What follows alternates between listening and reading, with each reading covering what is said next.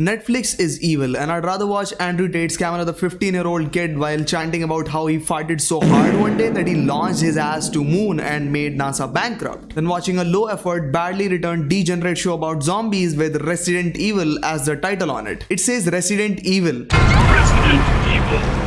Resident Evil. Resident Evil. Resident Evil.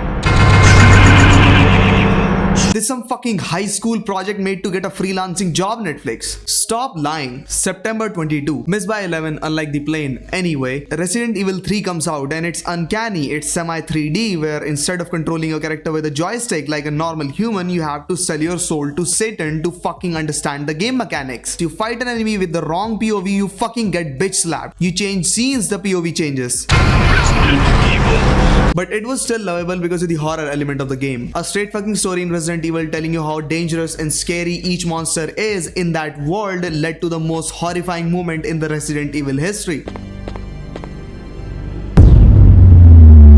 What should I fucking do? Should I open the fucking door? Is this the correct choice? And all of a sudden your little brother steps in and says, "Let me play the game," and you go like, "No!" Kick him out of the room, and all of a sudden you see your grandma sitting on the fucking desk and you go like, "No, grandma, fuck!"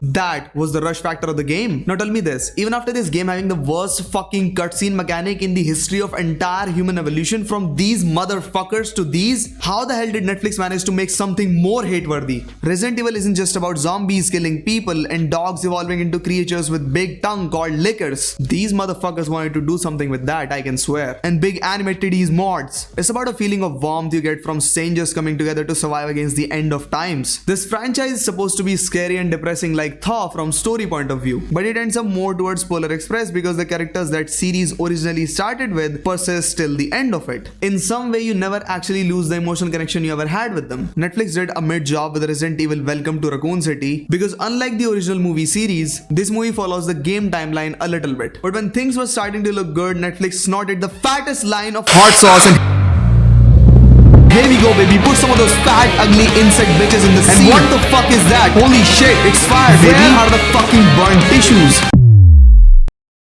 The timeline starts as the most bad shit teenage story ever. We have one depressed teen and one badass teen, siblings in this case. Depressed teen is getting her ass whooped again and again. And oh, guess what? They have a rich and smart scientist dad always busy working. And oh, we have awakening of the depressed teen in the future events. More like death. For this fucking high school musical zombie mayhem deluxe edition, this series disregards everything that ever existed about Resident Evil in the past. This is not Resident Evil. You can't just put some mutated monsters and survivors in the shot and call it Resident Evil. Oh, we have the G virus, we have the H virus, and I have herpes, which actually does not matter, but the point is that using some references from the original franchise does not justify this fucking abomination. Now let's say this series was called Bingus in the world of zombie hoo-ha. I wouldn't have minded because the visual effects are pretty good. The acting is okay. The environment still reminds me of post-apocalyptic world that is a little bit on the colder side. But this series lures us in with a promise that looks like this. Now if you look very closely, you'll see that the zombies in this series are a bunch of degenerate, low-life, senseless, dumb fucks that only react to smell of blood. Now watch this. You see how Corey shot him like a million times and he still didn't die? Or do you see how big mommy milkers evolved into a giant fucking monster with a big beautiful body still intact in the beginning? Netflix, that's where I draw the fucking line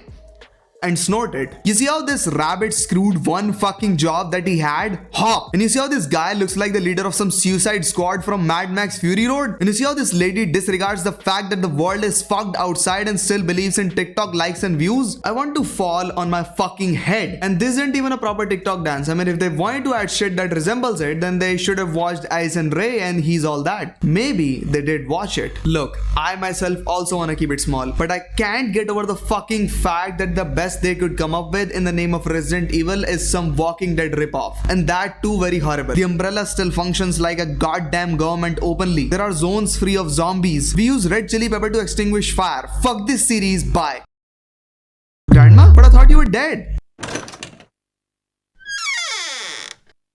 Fuck.